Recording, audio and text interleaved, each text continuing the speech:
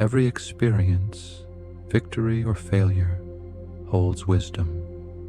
When we view our lives through God's perspective, even painful chapters become classrooms. Scripture assures us that God works all things together for good, for those who love Him. Not some things, all things. Your pain is not pointless. Your story is not finished. The past can be a teacher, but it was never meant to be a home. God allows us to remember, not so we remain trapped, but so we grow wiser. Many people either live in denial of their past or remain imprisoned by it. But Scripture offers a better way. Learn from it, then move forward.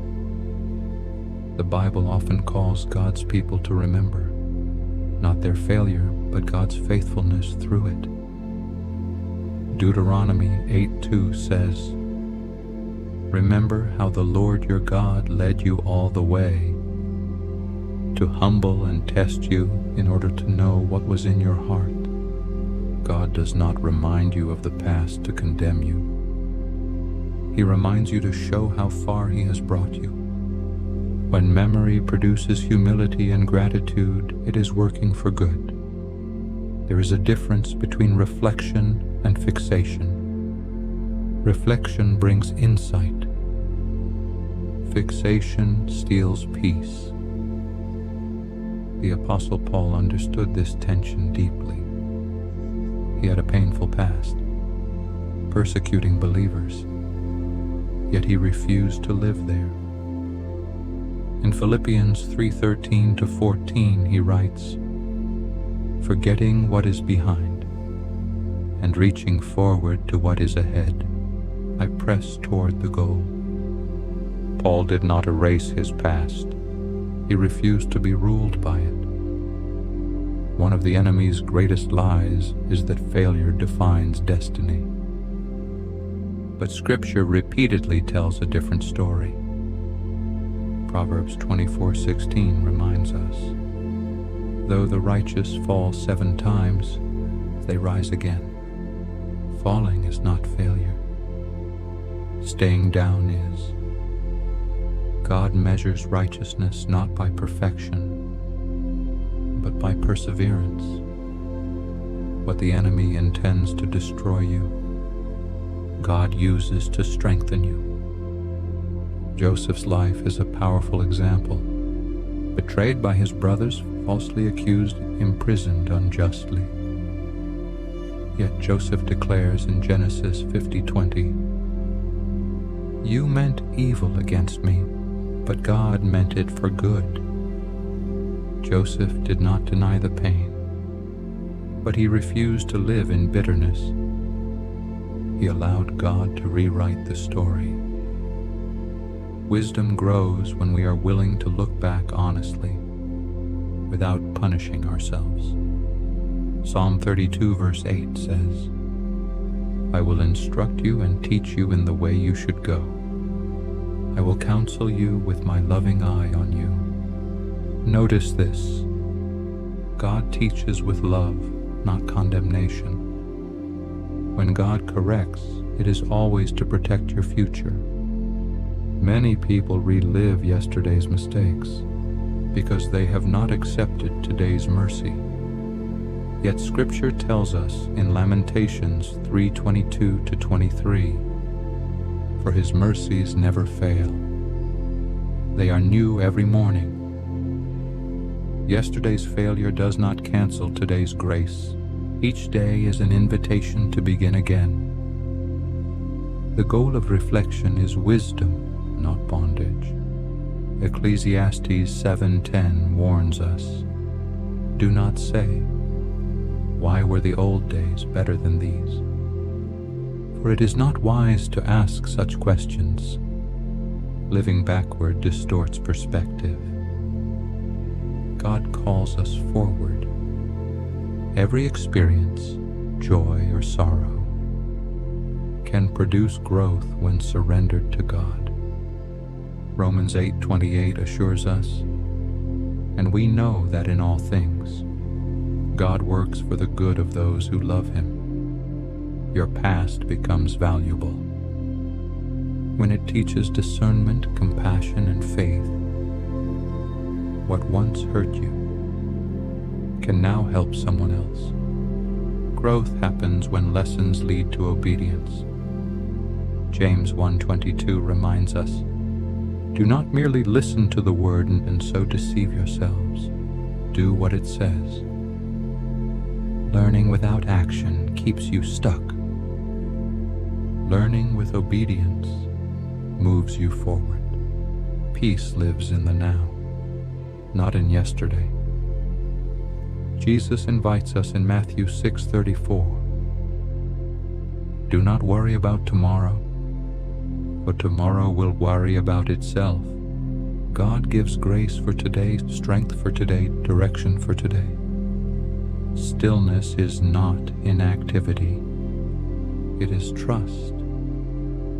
When God says, "Be still and know that I am God," He is saying, "Stop striving, let me lead." In stillness, God quiets anxious thoughts.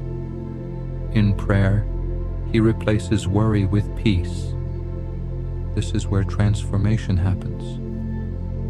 Not in noise, but in surrender. You don't need the right words. You just need an open heart. Hope is not found in reliving yesterday or worrying about tomorrow. Hope lives in today, where God meets us. Many hearts are exhausted not because life is hard, but because they are trying to live in 3 timelines at once. Regret over the past, anxiety about the future, and neglect of the present. But God calls us to something better. Scripture reminds us in Psalm 118, verse 24, "This is the day the Lord has made. Let us rejoice and be glad in it." Notice, this day, not yesterday, not tomorrow. Today is intentionally given by God. It carries fresh grace, new mercy, and divine purpose. God never asks us to live on yesterday's strength. Lamentations 3:22-23 declares, "Because of the Lord's great love we are not consumed, for His mercies never fail. They are new every morning." Yesterday's mercy is not expired, but today's mercy is fresh. Hope grows when we receive grace one day at a time. Anxiety pulls us forward into imagined futures.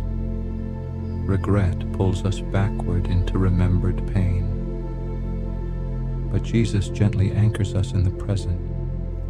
In Matthew 6:34, He says, "Do not worry about tomorrow, for tomorrow will worry about itself."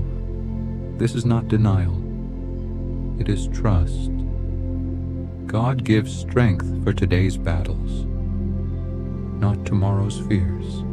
Hope is not the absence of trouble. It is the presence of God. Psalm 46, verse 1 assures us, "God is our refuge and strength, a very present help in trouble." Present help. Present grace. Present peace. God does not wait for your circumstances to improve before He draws near. Faith is not rooted in what was or what might be. Faith lives now. Hebrews 11:1 tells us, "Now faith is the substance of things hoped for."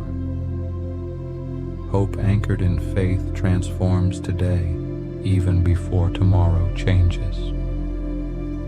Weariness often comes from carrying tomorrow too soon, but God offers renewal in the present moment. Isaiah 40:31 says, "Those who wait on the Lord shall renew their strength. Waiting does not mean inactivity. It means trust. Hope rises when we slow down enough to receive God's strength. Joy is not reserved for perfect seasons. Nehemiah 8:10 declares, "The joy of the Lord is your strength." Joy becomes strength when we choose to see God at work, right where we are. Even small moments, a quiet breath, a kind word, a moment of peace, are reminders that God is still moving. Hope does not demand immediate answers. It trusts God's timing. Proverbs 16:9 reminds us, "In their hearts humans plan their course, but the Lord establishes their steps." You don't have to control tomorrow to live meaningfully today. God is guiding your steps even now. Sometimes we feel stuck because change is slow, but Scripture assures us in 2 Corinthians 4:16, "Though outwardly we are wasting away, yet inwardly we are being renewed day by day, day by day."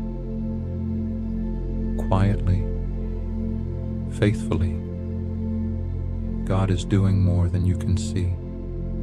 When we surrender today to God, peace follows. Philippians 4:6-7 promises, "The peace of God will guard your hearts and your minds in Christ Jesus." Peace does not erase uncertainty. It protects you within it. Heavenly Father, I come before you tonight in humility and trust. Thank you for being my shepherd, for leading me when I feel lost, and restoring me when I feel broken. Lord, I place my past into your hands. Every regret, every wound, every memory that still hurts. Heal what is unseen. Restore what feels damaged. Release me from what no longer belongs in my life. Teach me to forgive others and myself. Quiet my mind, guard my heart. Lead me beside still waters. I declare that I am not defined by my past, but by your grace, your mercy, and your love. Tonight, I rest in you. I trust you with my yesterday, my today, and my tomorrow. In the mighty name of Jesus, amen. If this message encouraged you, I'd love for you to join the channel.